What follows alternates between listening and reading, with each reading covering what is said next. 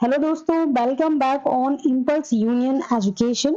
मैं हूं मोनिका और आज मैं आपके लिए लेकर आई हूं एक फंटास्टिक न्यूज़ कि चांद्रयान 3 सक्सेसफुली लॉन्च कर गया है। ओके, यानी कि लैंडर ने सॉफ्ट लैंडिंग कर दी है। हमारे साइंटिस्ट ने ये कर दिखाया है। ओके, और इसी के साथ इंडिया ने एक इतिहास भी क्रिएट कर दिया है कि इंडिया पहली कंट्री बन गई है जिसने साउथ लूनर सरफेस पर सॉफ्ट लैंडिंग की है और प्लस इसी के साथ फोर्थ कंट्री बन गई है जिसने मून पर सॉफ्ट लैंडिंग पॉसिबल की है। ओके, तो ये इसरो के इतिहास में दर्ज होने वाला है और स्पेस जर्नी और एक स्पेस जंग जो छिड़ी हुई है उसमें इंडिया और आगे निकलने वाला है और निकल गया है। ये बहुत ज़्यादा बेनिफिशियल होने वाला है in future upcoming ISRO mission के लिए। ओके, तो जब चंद्रयान 3 ने जो सरफेस है मून सरफेस पे जब लैंड किया तो एक मैसेज भेजा गया, that is I reach my destination and you too Chandrayaan 3। And ISRO ने भी कॉन्ग्रेचुलेशन किया कि Chandrayaan 3 has successfully soft landed on the moon, congratulation India. तो अब देखते हैं चंद्रयान 3 की जर्नी, करते हैं चंद्रयान 3 के बारे में। जैसा कि आपको पता है कि चंद्रयान 3 एक लूनर एक्सप्लोरेशन मिशन है under ISRO Chandrayaan programme. Chandrayaan programme की मैं बात करूं तो चंद्रयान प्रोग्राम अटल बिहारी वाजपेयी गवर्नमेंट ने 2003 में लॉन्च किया था on the eve of Independence Day, यानी कि 15 अगस्त। और इस प्रोग्राम के अंदर तीन फेजेस, मतलब कि थ्री फेज रखे गए थे, जिसके अंदर अगर मैं फेज वन की बात करूं तो जो फेज वन है जिसके अंदर चंद्रयान 1 लॉन्च किया गया था 2008 में, और फेज टू की बात करूं तो इसके अंदर चंद्रयान 2 लॉन्च किया गया था 2019 में, और चंद्रयान 3 जिसे रिसेंटली इसरो ने लॉन्च किया था 14 जुलाई 2023 को। फेज थ्री की बात करूं तो ये एक कोलैबोरेटिव मिशन है with Japan space agency, that is JAXA. और इसे हम सॉरी इस मिशन का जो नाम है उस मिशन का नाम है ल्यूपेक्स, और इसे हम चंद्रयान 4 भी कह सकते हैं। ओके, तो अब ये मिशन हमें लॉन्च करने की जरूरत क्यों पड़ी, फेज टू फेज थ्री हम क्यों लॉन्च करेंगे। जैसा कि मैंने बताया कि जो फेज वन है उसे इसरो ने 2008 में लॉन्च किया था।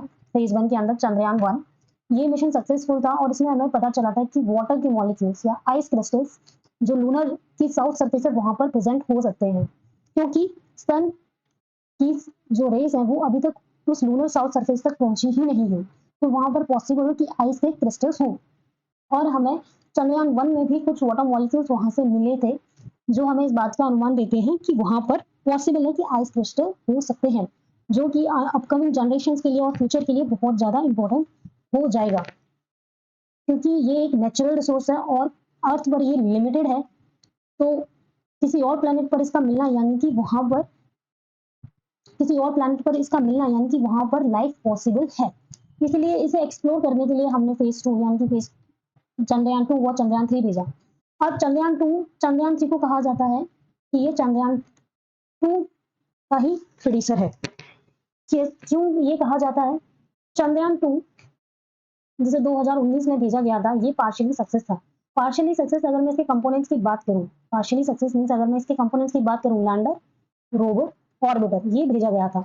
इसमें भी एक मिशन जो था वो सॉफ्ट लैंडिंग था, मतलब कि लैंडर की सॉफ्ट लैंडिंग, बट ये पूरी नहीं हो पाई, यानी कि कुछ मीटर्स पहले ही लैंडर और इसरो का कम्युनिकेशन लॉस हो जाता है, जिसकी वजह से लैंडर लैंड नहीं कर पाता है, ये क्रैश कर जाता है। लेकिन ऑर्बिटर अभी भी उस ऑर्बिट में, मतलब कि लूनर ऑर्बिट में रिवॉल्व कर रहा है मून के अराउंड, ऐसा चंद्रयान 3 के लैंडर ने बताया है जब चंद्रयान 3 की कम्युनिकेशन में चंद्रयान 2 का ऑर्बिटर आया था। तब हमें इसरो ने ये जानकारी दी थी कि ये मिशन अभी भी कंटिन्यू है और इसकी लाइफ अब हम एस्टिमेट नहीं कर सकते हैं कि कितने साल तक होने वाली है। तो इस क्रैश के चलते यानी कि इस फेलियर के चलते हमें चंद्रयान 3 लॉन्च करना पड़ा 14 जुलाई 2023 को। और हमने इसमें जो एक मेन एम रखा वो मेन एम हमारा सॉफ्ट लैंडिंग ही था। हमने यानी कि जो पिछली बार जो गलती की थी चंद्रयान 2 में, जैसे कि हमने कोई स्पॉट आइडेंटिफाई नहीं किया था कि हम लैंडर को कहाँ लैंड कराएंगे। ओके, हमने पहली गलती तो ये की थी। प्लस मून पर क्या है, थिन एटमोस्फेयर है, तो वो कोई भी रेजिस्टेंस नहीं देता है उस पर अगर कोई भी बॉडी लैंड करने वाली हो तो इसके चलते तो वो कोई भी रेजिस्टेंस नहीं देता है, यानी कि उसकी स्पीड बिल्कुल कम नहीं होगी। अगर कोई भी बॉडी अगर मून पर लैंड कर रही है तो उसकी बॉडी बिल्कुल कम नहीं होगी, वो उसी स्पीड के साथ मून की सरफेस पर लैंड करेगी, तो ऑब्वियसली उसे क्रैश होना ही है। तो इसीलिए इस बार जो थ्रस्टर्स लगे हैं चंद्रयान 2 में, तो इसीलिए इस बार जो थ्रस्टर्स लगे थे चंद्रयान 3 में, वो चंद्रयान 2 के मुकाबले में कम लगे थे। चंद्रयान 2 में 5 थ्रस्टर्स लगे थे और चंद्रयान 3 में ओनली 4 थ्रस्टर्स लगाए गए हैं, ताकि उसकी स्पीड को एजेंसी के हिसाब से रेगुलेट किया जा सके और सही वक्त पर उसकी स्पीड और सही वक्त पर उसकी स्पीड को कम कर दिया जा सके, ताकि वो सॉफ्टली लैंड कर पाए। तो चंद्रयान 2 की इन सारे फेलियर्स को ओवरकम करते हुए चंद्रयान 3 सक्सेसफुली 23 अगस्त 1802 according to IST Indian Standard Time successfully land कर चुका है। ओके, तो ये बहुत ही प्राउड मोमेंट है इंडिया के लिए। अगर मैं चंद्रयान 3 के बजट की बात करूं, तो माना ये जा रहा है कि ये जो बजट है वो हॉलीवुड मूवी से भी कम है। इसका बजट है rupees 615 crore.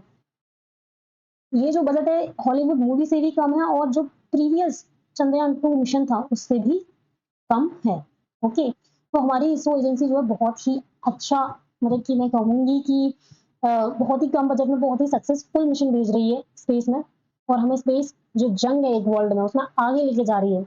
Okay, similar to those of Chandrayaan 2 mission, one thing जो मैं भूल गई हूँ बताना, वो ये है कि चंद्रयान 3 में जो कंपोनेंट्स है, यानी कि लैंडर है, रोवर है, तो लैंडर का नेम है विक्रम और रोवर का नेम है प्रज्ञान, यानी कि ज्ञान से भरा हुआ। चलिए देखते हैं इसके मॉड्यूल्स के बारे में। तो ये हैं इंटीग्रेटेड मॉड्यूल्स।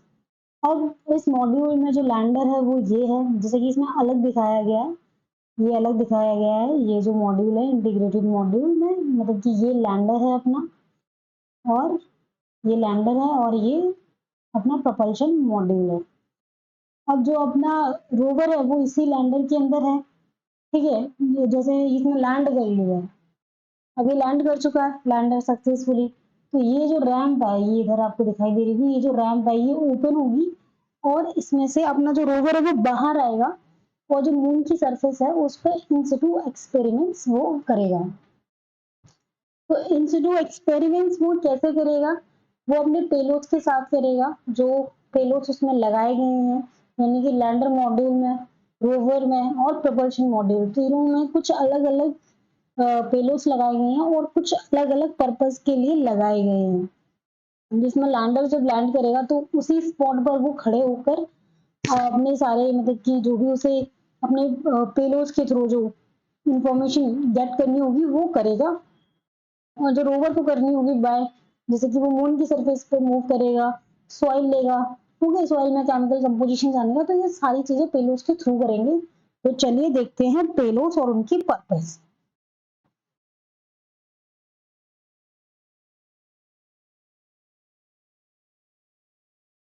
तो चलिए देखते हैं पेलोड्स। तो मैं पेलोड इल्सा की बात करूं तो जो इल्सा पेलोड है, यानी कि instrument for lunar seismic activity, तो यानी कि लूनर सरफेस पे जो सिस्मिक एक्टिविटी होती है, जो इतने बड़े बड़े गड्ढे होते हैं, क्यों होते हैं, तो लैंडर अपने स्पॉट पर खड़े खड़े इस चीज का पता लगाएगा कि क्यों वहां पर क्या सिस्मिक एक्टिविटी है, मतलब मेजर करेगा वहां की सिस्मिक एक्टिविटी को। Okay,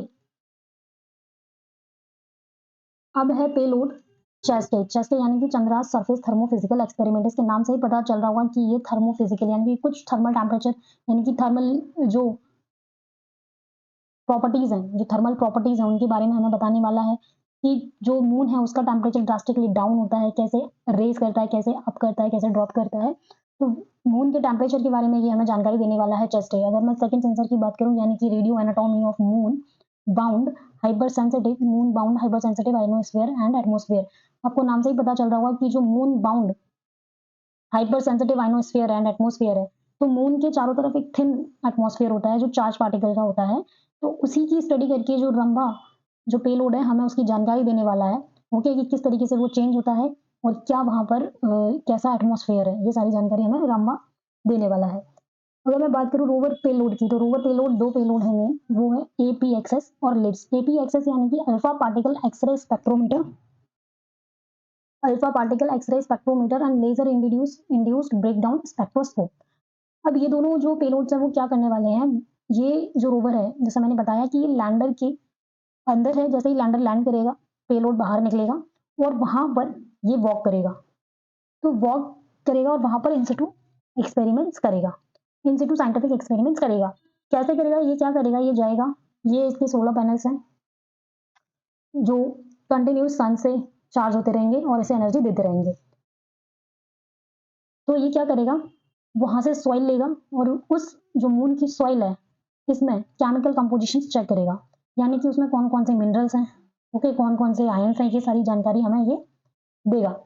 chemical composition of soil, ये सारी जानकारी हमें रोवर देने वाला है इन पेलोड्स के जरिए। इसके साथ ही मैं एक और चीज बता दूं, चंद्रयान 3, जो चंद्रयान 3 का जो इसकी लाइफ होने वाली है, यानी कि रोवर कितने दिन तक एक्सपेरिमेंट करने वाला है, तो ये 14 दिन तक एक्सपेरिमेंट करने वाला है, क्योंकि जब 15th डे होगा तब मून पर क्या होगा, नाइट हो जाएगी, यानी कि अंधेरा हो जाएगा और सन की रेज वहां पर नहीं पहुंचेंगी जिस स्पॉट पर लैंडर ने लैंड किया है। तो रोवर, जैसा मैंने बताया कि अपने सोलर पैनल से चार्ज हो रहा है और एनर्जी ले रहा है, तो उस समय रोवर को एनर्जी देने वाला कोई होगा नहीं, तो रोवर उस समय कोई भी इन सिटू साइंटिफिक एक्सपेरिमेंट परफॉर्म नहीं करने वाला है, इसीलिए इसकी लाइफ होने वाली है 14 डे ऑफ एन अर्थ, जो कि इक्वल है किसके, 1 डे ऑफ मून। ओके, अगर मैं इसकी तो देखते हैं इसके प्रोपल्शन मॉड्यूल के पेलोड्स। तो प्रोपल्शन मॉड्यूल में एक इंपॉर्टेंट पेलोड है जिसका नाम है शिप। ये शिप पेलोड क्यों लगाया गया है, इसका नाम है जैसे कि polarimeter of habitable planet earth.